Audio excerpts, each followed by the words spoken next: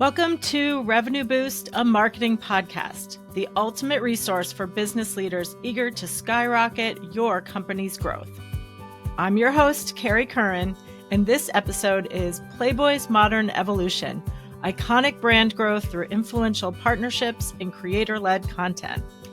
We have special guests, Amanda Solomon, VP of Creator and Social Growth at Playboy, and Shayna Macklin, Director of Brand Strategy, Social and Original Content from Playboy. In this episode, we'll explore how this legendary brand is redefining itself through innovative partnerships and creator-led content. Amanda and Shayna share their unique insights on leveraging authenticity and modern storytelling to captivate new audiences. From the impact of influencer marketing to the evolution of brand perception, they'll reveal secrets behind Playboy's continued relevance in a crowded market.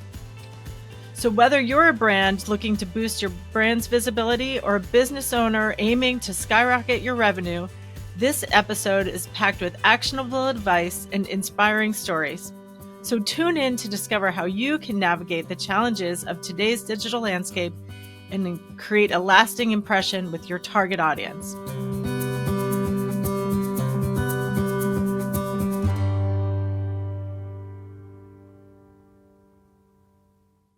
So welcome, Shayna and Amanda. We're psyched to have you here today. Would love to have you introduce yourselves. Sure, yeah, I'll jump in first. I'm Amanda Solomon. I'm currently the VP of Creator and Social Growth over at Playboy. My career really got a start on the talent agency and representation side. I've built and sold several talent agencies over the years, and it really set me up to have a very unique position now on the brand side, being at Playboy, as to how creators work, what makes them tick, and how to really successfully work with them. And that, of course, ties in very closely to social. And then I'm so excited to be here. I'm Shayna Macklin. I am the Director of Brand Strategy, Social and Original Content Series. And, similar to Amanda, I have worked in several different varieties across marketing, everything from paid media to influencer to content to organic, which is really making, its way back right now. So really excited to jump into this conversation. Excellent. Great. Now, I met Shayna and Amanda at the CMO Alliance and learned so much from your fireside chat. So thank you so much for taking the time to join us. So I know you've both worked with a number of really fabulous brands, well-known name brands. And so, and you have a lot of experience in brand awareness, growth, strategy.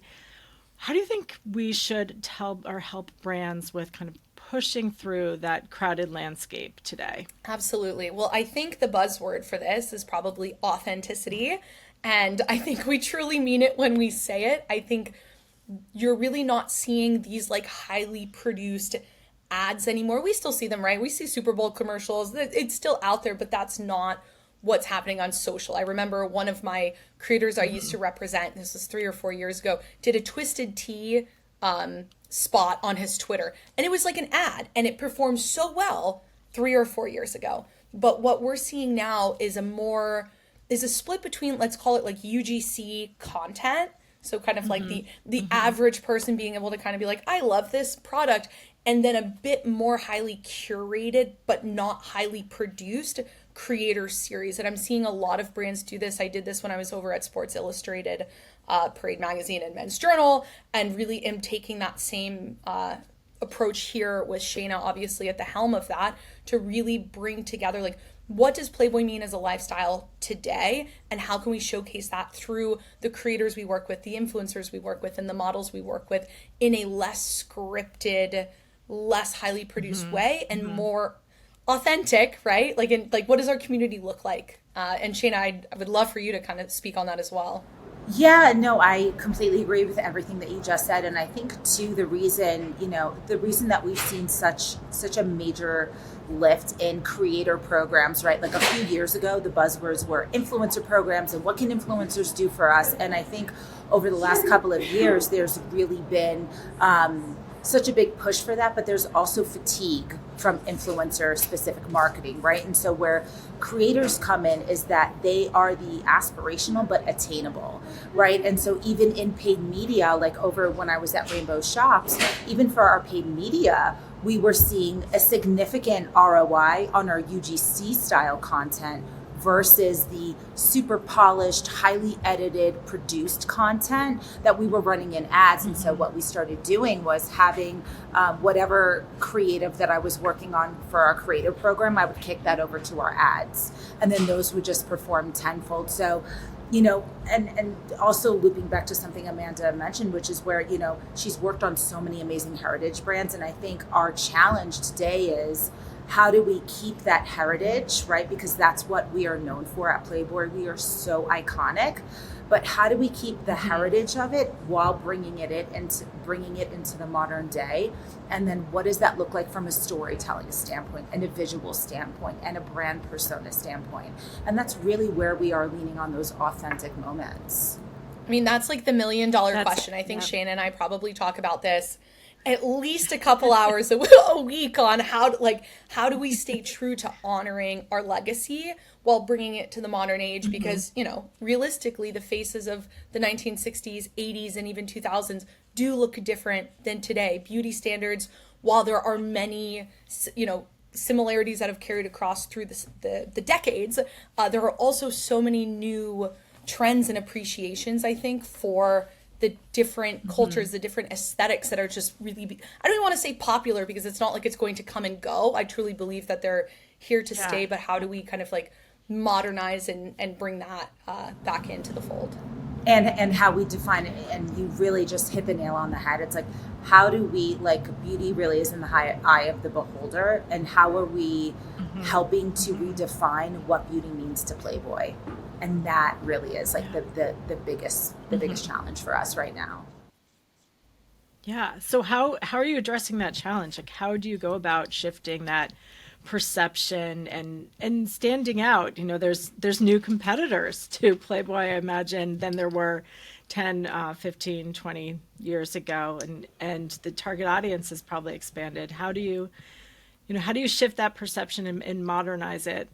Such a legacy brand. I mean, I think from a brand perception, and I throw that specific phrase out at Amanda probably 2 to 3 times a day. I'm like, brand perception. But I think from a brand perception point, it's like I mentioned, like honoring who we are, where we came from, but then showing up in these new ways, such as with the original content series that we're currently in the midst of working on and producing. And we are trying to partner with creators, right? So not people that are necessarily on our platform, but people that have influence, that have a voice in different spaces, right? So we're talking about, again, looping what Playboy was in the 60s with art, culture, music, wellness, sexuality. We were really like the drivers of culture. How do we bring that back in? And what types of original content series can help us do that, right? And what are the faces of those series? So I think it's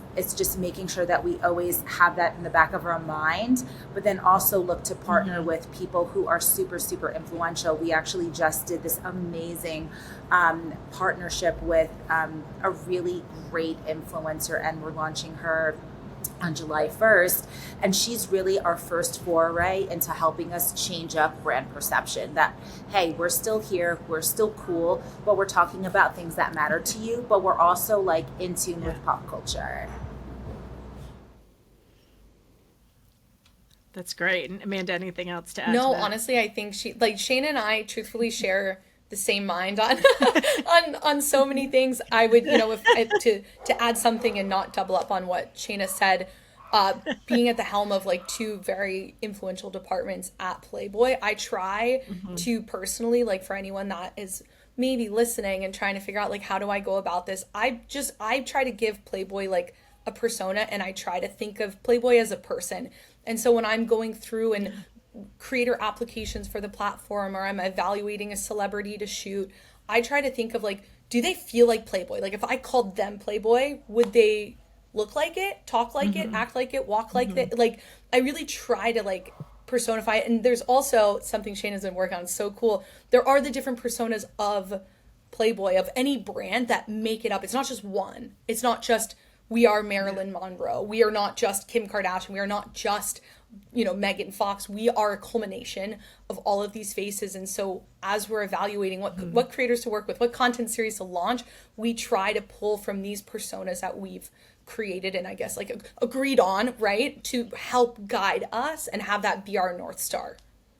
And then honestly, to add to that too, when we're talking about personas, that also helps us with brand sponsorship pitches, right? So if we have one company that is really kind of honing in on someone that, wants to work with a creator that is really girl next door, maybe a little bit shy, but has like a great fashion sense or is like super into art, then we have someone that we can partner with that brand, that creator, and we can customize an original series that brand can own. And then moving forward, we will have series in that vein that speaks to that consumer, right? And then the same thing, if we have a brand that's super edgy and really pushes the boundaries of things and isn't afraid to be a little bit controversial, we have a creator that we can partner with that brand and make an original series that can then continue to live on. So, for us, it's just how do we put the pieces of the puzzle together, that's something that we are working on a regular basis, and it continues to evolve, right? As social continues to evolve, as how people consume content and the types of content that they want to see continues to evolve. How can we show up for them, how they want to see us, and where they least expect us, right? To give them that surprise and delight moment, right? What does that look like for us? And that's how we honestly approach everything that we do. How can we create these really authentic, exciting moments to bring people over to the platform? No, that's incredible. And there's so many different ways and different layers to it. So I imagine you guys are super busy. But what's so cool about a brand, many cool things about such an iconic legacy brand, but you have the brand awareness, right? So it sounds like your challenge is really shifting and modernizing that. Where do you see brands that don't have such a strong identity and awareness? Like, where do you see them missing the mark when it comes to growing their awareness and audience base? I think a big misstep that I see a lot is brands trying to replicate what other brands are doing without really going, is this the business model? Is this the same type of like? Great example is Duolingo. They've done an incredible job on TikTok. Everyone is trying to emulate them. And I think many people fall short because it doesn't work with everyone. Everyone kind of has their own unique perspective and unique, mix that will work for them. What I know Shayna and I try to do most is pull inspiration. We literally have a Slack channel of like campaigns that inspire us and little, nuggets that we can kind of take either for our own or just to like share and be like, wow, that was so incredible. I think that's a really big thing, is figuring out what your unique angle is. And I think one brand that does it really well, aside from Duolingo, I admire very much is Way, the like hair care products. They do an incredible job of knowing who their target audience is as far as customer base goes. They understand the influencers that have the audience that they want, and they create experiences. And there's like one in particular, and I think Shayna, I may have shared it with you, possibly. I know I shared this with so many people. I was like, this is incredible. They had an influencer trip in St. Bart's, which was amazing, gorgeous, beautiful.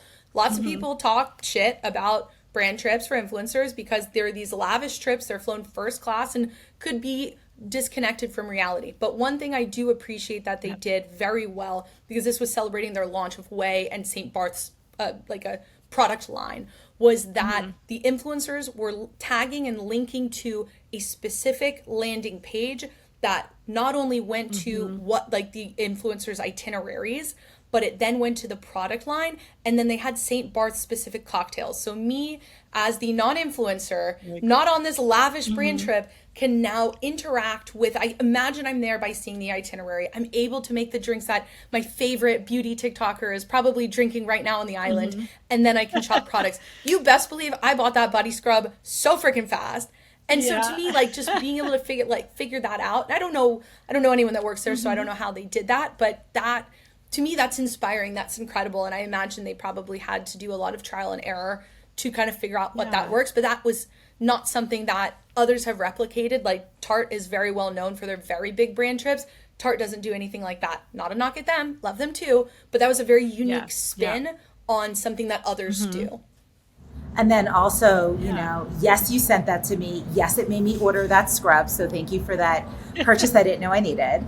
And another brand that does really well is Base by Shea Mitchell. It's, you know, bags and luggage and, you know, they, from a community management and social listening standpoint, they freaking knock it out of the park.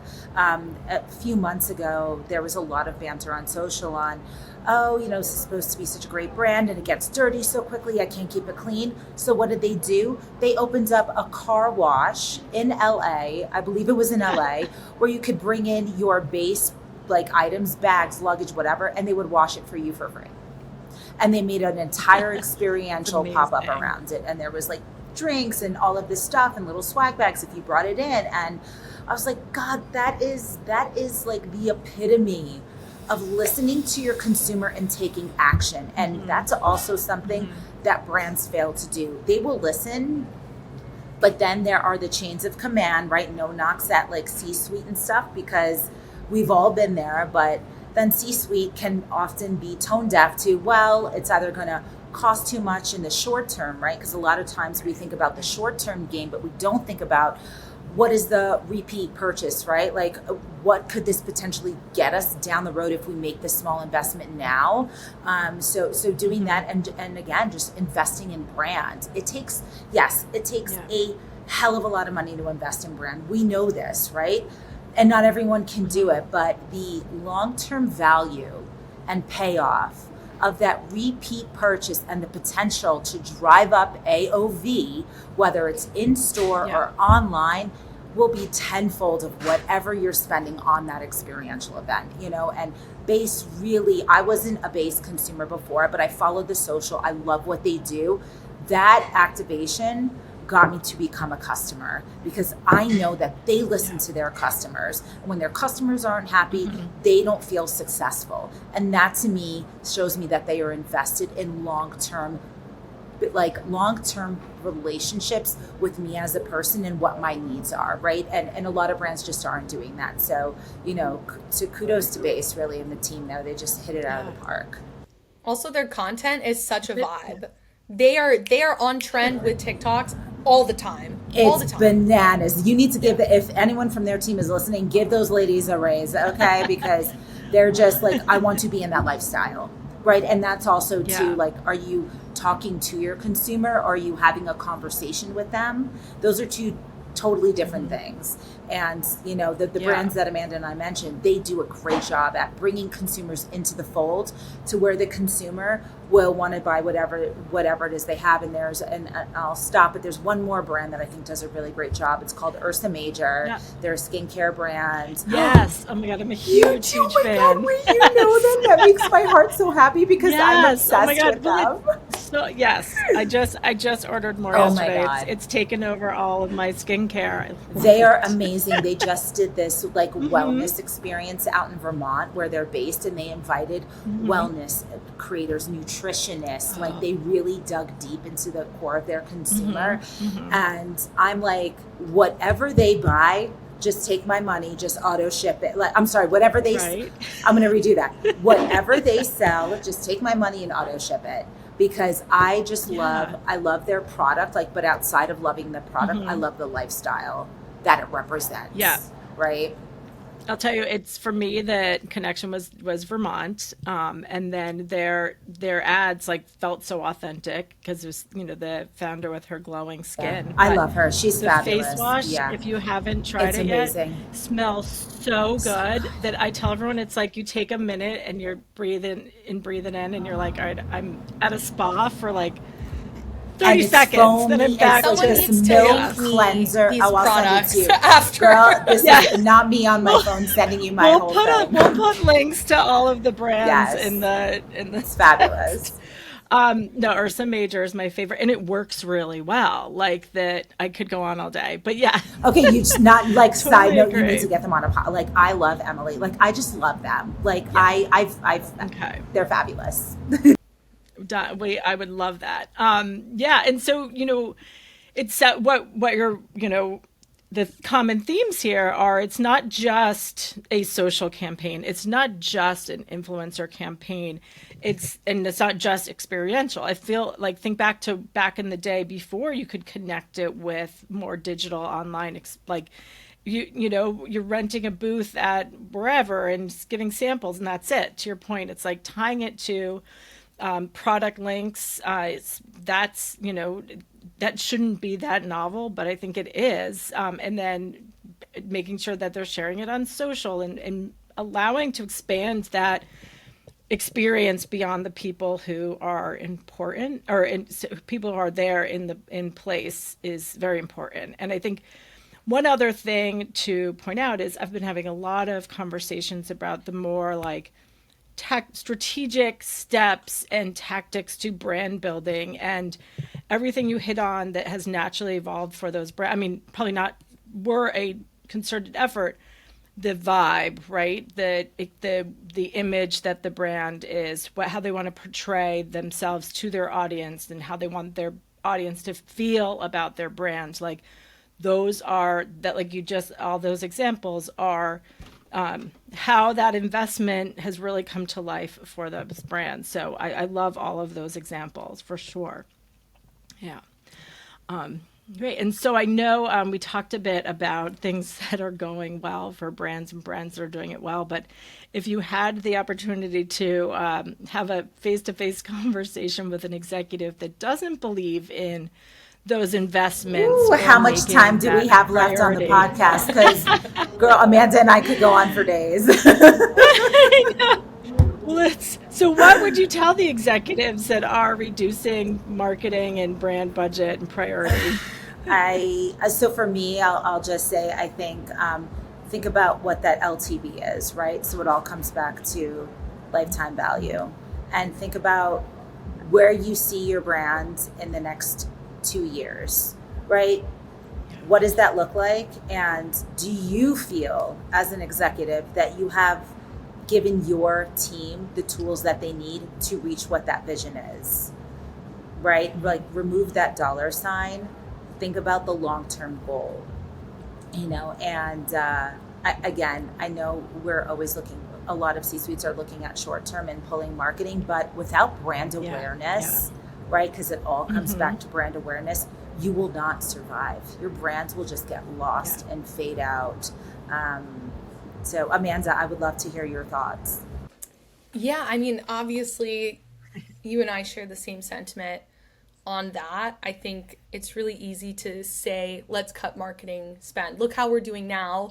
Let's cut marketing spend. We don't need to do awareness campaigns. We don't need to do influencer marketing. And I think, like you said, Shayna, it's very easy to get lost. So, like, back to the first question I think you asked us, Kerry, like, how do brands push past a crowded landscape? It's through marketing dollars, whether it's through marketing dollars on TikTok, Meta, influencer marketing, dark posts. Like there needs to be some sort of strategy and utilization of like resources, like funds, in order to make sure that like you can at least learn from it. So maybe you're doing something and it's not going to bring you the ROI that you want, but now you have the data from having spent that $50,000 to know like, all right, our audience does not react well to ABC type of content or type of influencers or type of ads.